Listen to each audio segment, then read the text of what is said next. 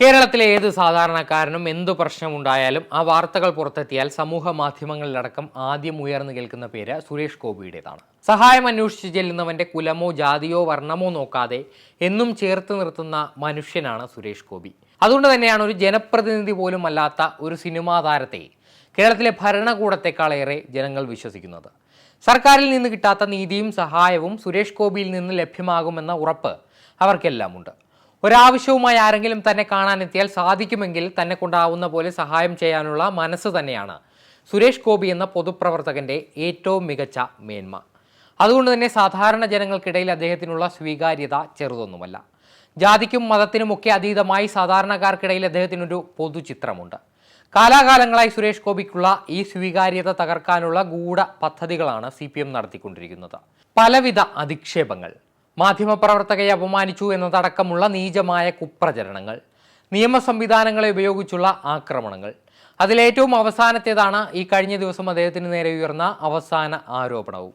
ഇന്ന് കേരള ഗവൺമെന്റിൽ നിന്ന് ആർക്കെങ്കിലും എന്തെങ്കിലും സഹായം വേണമെന്നുണ്ടെങ്കിൽ ഏതെങ്കിലും മാധ്യമങ്ങൾക്ക് മുന്നിൽ വന്ന് സുരേഷ് ഗോപി തന്നെ അപമാനിച്ചു എന്ന് പറയുക.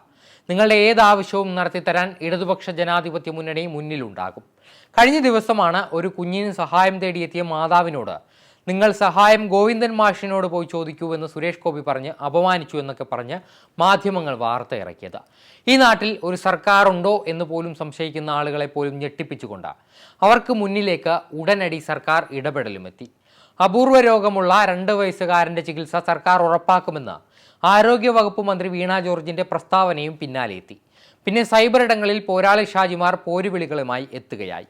സുരേഷ് ഗോപി ആട്ടിപ്പായിച്ച കുഞ്ഞിന്റെ ചികിത്സാ ചെലവ് സർക്കാർ ഏറ്റെടുത്തു, അമ്മയെ വിളിച്ച് ആശ്വസിപ്പിച്ച ആരോഗ്യമന്ത്രി വീണ ജോർജ് എന്നൊക്കെ തലക്കെട്ടുമിട്ട് കേരള സർക്കാരിന്റെ നന്മയെ വാതോഴാതെ പുകഴ്ത്തി. അതിന് പിന്നാലെ മറ്റൊരു ആരോപണം തൃശൂർ ലൂർദ് മാതാപ്പള്ളിയിൽ അദ്ദേഹം മാതാവിന് സമർപ്പിച്ച സ്വർണ്ണ കിരീടം ചെമ്പാണ് എന്നതായിരുന്നു.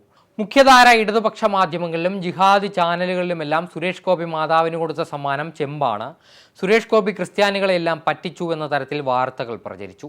ഒന്ന് ആലോചിച്ചു നോക്കണം. ഇക്കഴിഞ്ഞ ദിവസം വയനാട്ടിലെ പൂക്കോട് വെറ്റിനറി സർവകലാശാലയിൽ ഒരു ചെറുപ്പക്കാരൻ SFI ക്രിമിനലുകളുടെ ക്രൂരതയ്ക്കിരയായി കൊല്ലപ്പെട്ടു. സൗഹൃദങ്ങൾക്ക് അടിത്തറയിടേണ്ട കലാലയങ്ങൾ വിദ്യാർത്ഥികളെ തമ്മിൽ തല്ലിച്ചാകാൻ ആഹ്വാനം ചെയ്യുന്ന ഒരു സംഘടന. തങ്ങളുടെ ആശയങ്ങളിൽ വിശ്വസിക്കാത്തവരെ എന്തും ചെയ്യാൻ മടിയില്ലാത്ത തരത്തിലേക്ക് കൗമാരങ്ങളെ കൊണ്ടു ചിന്തിക്കുന്ന ദുഷ്ടബുദ്ധി. ഇതൊക്കെയാണ് കേരളത്തിലെ കലാലയങ്ങളിൽ SFI എന്ന സംഘടന കാലാകാലങ്ങളായി ചെയ്തു വരുന്നത്. ഏതെങ്കിലും വിദ്യാർത്ഥി ഏതെങ്കിലും തെറ്റ് ചെയ്താൽ ആ തെറ്റിനെ ന്യായീകരിക്കാൻ സംഘടിച്ചു പോയി ആ തെറ്റിനെ എതിർക്കുന്നവരെ ആക്രമിക്കുക, എന്ത് കൊള്ളരുതായ്മകൾ ചെയ്താലും അതിനെയൊക്കെ പ്രതിരോധിക്കാൻ തങ്ങളുടെ സംഘടനയുണ്ടല്ലോ എന്ന ബലത്തിൽ അധ്യാപകരെ പോലും എന്തും ചെയ്യാൻ മടിയില്ലാത്ത വിദ്യാർത്ഥികൾ ഈ നാട്ടിലെ കലാലയങ്ങളുണ്ട് എന്ന് പറയുമ്പോൾ അതൊരു മികവായി കാണാൻ ഈ നാട്ടിലെ അന്തംഗമ്മികൾക്കല്ലാതെ മറ്റാർക്കും കഴിയില്ല.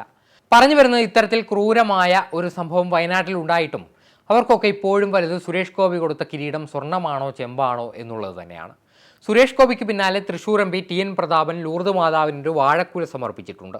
ആ വാഴക്കുല പഴുത്തതാണെന്ന് അന്വേഷിക്കാനായിരിക്കും ഇനി അടുത്ത അന്വേഷണ കമ്മീഷനെ നിയോഗിക്കുക.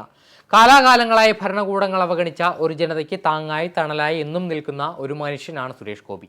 ഇലക്ഷൻ കാലമാണോ അല്ലയോ എന്ന് ഒരു സഹായം ചെയ്യുമ്പോൾ അദ്ദേഹം അന്വേഷിച്ചിട്ടില്ല. കഴിഞ്ഞ 2 വർഷമായി തൃശൂർ മണ്ഡലത്തിലുടനീളം ഒരു ജനപ്രതിനിധി അല്ലാഞ്ഞിട്ട് പോലും അദ്ദേഹം നടത്തിയ പ്രവർത്തനങ്ങൾ ഏറെ മാതൃകാപരമായിരിക്കെ തെരഞ്ഞെടുപ്പ് പ്രഖ്യാപിച്ച വേളയിൽ ഡൽഹിയിൽ നിന്ന് എത്തി അവതരിച്ച പുതിയ TN പ്രതാപനത്തിനെ തൃശ്ശൂരുകാർക്ക് ഇനിയും വിശ്വസിക്കാം. അതുമല്ലെങ്കിൽ തൃശ്ശൂരുകാരുടെ MLA യും കൃഷിമന്ത്രിയും ഒക്കെ ആയിരുന്ന VS സുനിൽകുമാറുണ്ട്.